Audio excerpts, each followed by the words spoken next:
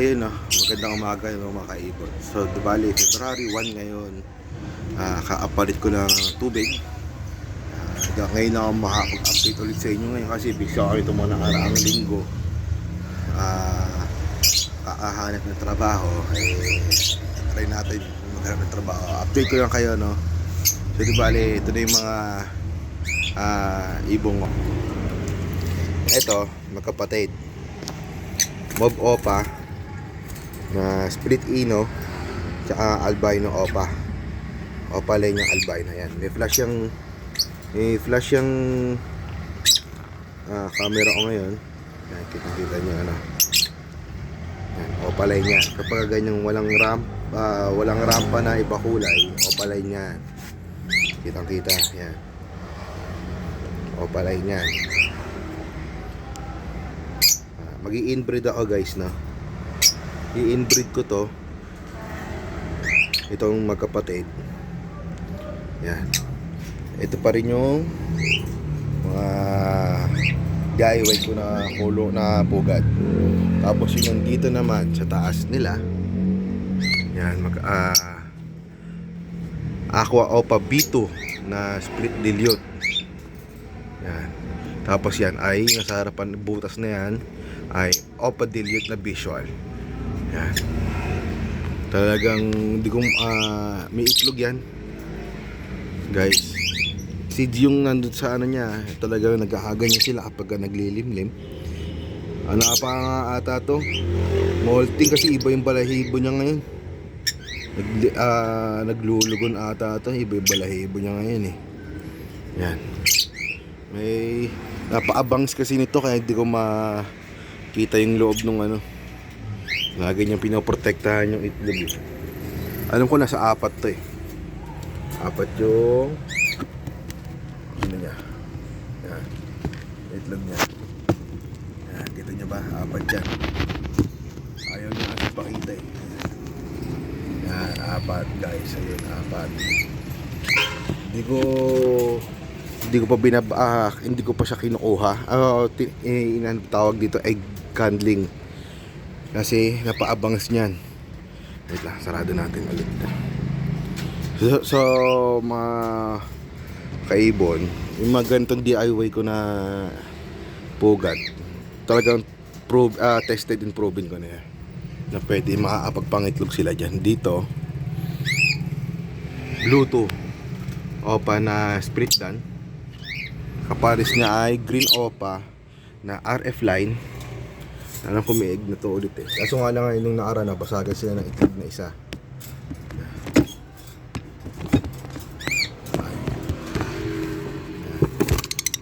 Uy, yung isa dyan na mas malaki na nasa anan, itlog yan ng kakatail. Pina-foster ko sa anila. Marunong mag-foster yung Green Opa na RF line eh. Tapos dito yung Parblo Opa na split dan hen na proven, tsaka Green Opa na RF line kak. So bale proven tong pares na to. Yung second class nga nila ay nabugok. So bale parang dead on shell ganun, parang naging balot. Tingnan natin kung may itlog na ba ulit.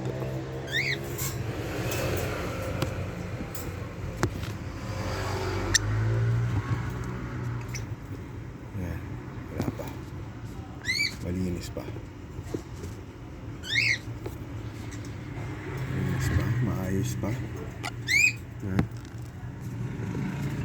Wala pang itlog. Yung sinasabi ko sa inyong itlog ng kaatay na nandun sa loob nito, ang magulang niyan ito.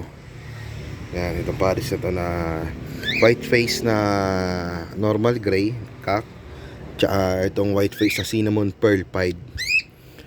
Tapos ito chick spot na cinnamon pearl. Tapos albino. Yan, albino tail yan.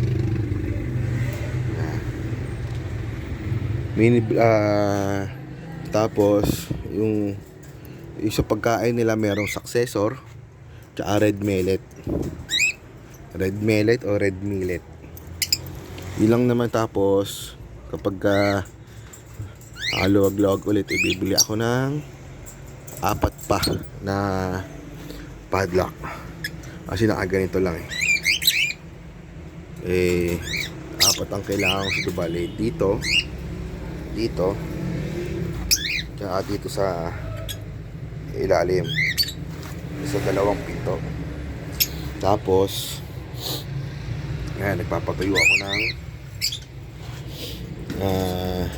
buto ng kalabasa.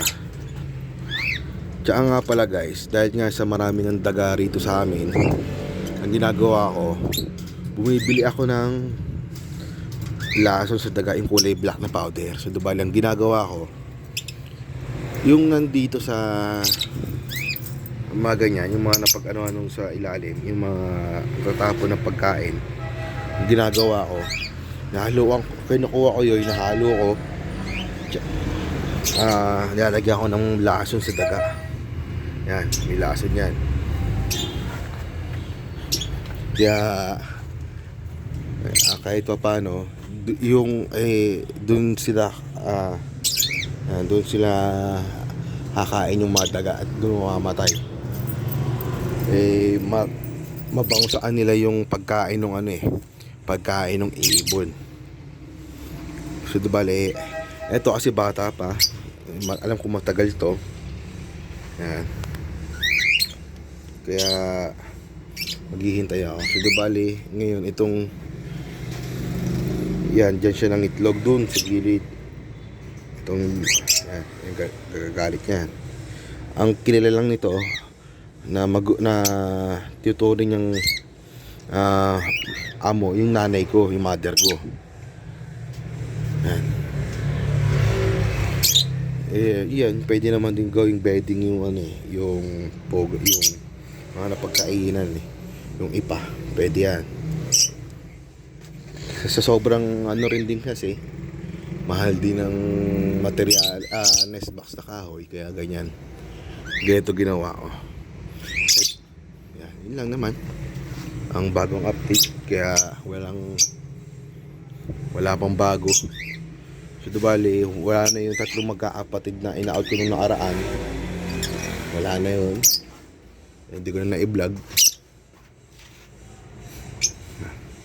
So yun lang naman guys, na maraming salamat sa inyo.